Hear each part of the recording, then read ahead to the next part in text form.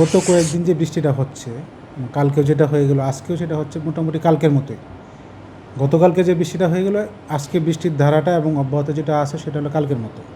এবং আগামীকালকে থেকে বৃষ্টির পরিমাণ এবং বিস্তৃতি যেটা বললাম, মেনি প্লেসেস মোস্ট প্লেসেস আমরা যেটা বলতে বুঝি, সেটা অনেকটা কমে আসতে পারে। মোস্ট প্লেসেস কোথায় হতে পারে?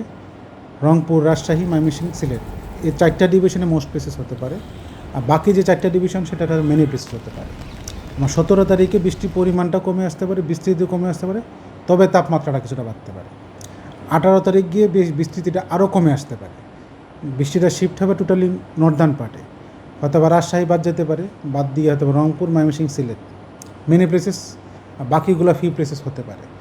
তারপরে যত সময় গড়াবে 19 তারিখের কাছাকাছি গিয়ে সেই বৃষ্টির পরিমাণ আরও কমে আসতে পারে এবং বিস্তৃতি আরও অনেক পরিমাণ কমে আসতে পারে। তখন মেনি থাকবে না, মোস্টও থাকবে না, উপরের 2টা ডিভিশনকে 3টা ডিভিশন ফি প্লেসেস এবং বাকিগুলো অ্যাট 1 আর 2 হতে পারে। এবং এই ধারাটা অব্যাহত থাকতে পারে প্রায় 21 তারিখ পর্যন্ত, 19 থেকে 21। বসুন্ধরা ডায়াপেন্ট এখন আরও উন্নত। এই হট এয়ার থ্রো টপশিট দ্রুত শোষণ করে সোনামণিকে দেয় কোমল অনুভূতি। 17-18 যে তাপমাত্রাটা বৃদ্ধি পেতে পারে, সেটা 18, 19, 20, 21 মোটামুটি একই রকম থাকার সম্ভাবনাটা। তবে হিট ওয়েভের সম্ভাবনাটা কম, হিট ওয়েভ বা তাপপ্রবাহের সম্ভাবনাটা খুবই কম।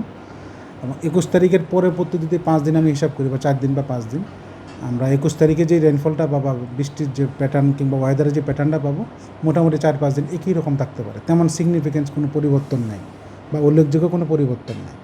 এই 5 দিন এবং টোটাল পরের 5 দিন, টোটাল 10 দিনের পূর্বাভাস আমি বলে দিলাম। আমার কাছে সকাল 6টা পর্যন্ত হিসাব আছে।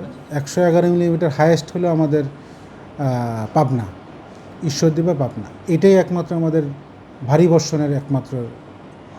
সমুদ্রে আমাদের সমুদ্র উপকূলবর্তী এলাকায় প্রচুর পরিমাণে মেঘ তৈরি হচ্ছে এবং সেখানে সকালবেলা মোটামুটি একটু বাতাস ছিল, ভালো বৃষ্টি হয়েছে।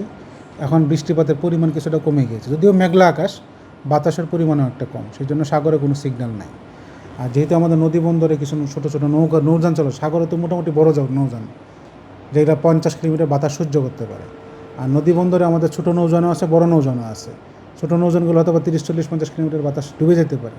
সেই জন্য নদী বন্দর উপকূলবর্তী যেসব নদী বন্দর আছে তাদের জন্য 1 নম্বর সতর্ক সংকেত।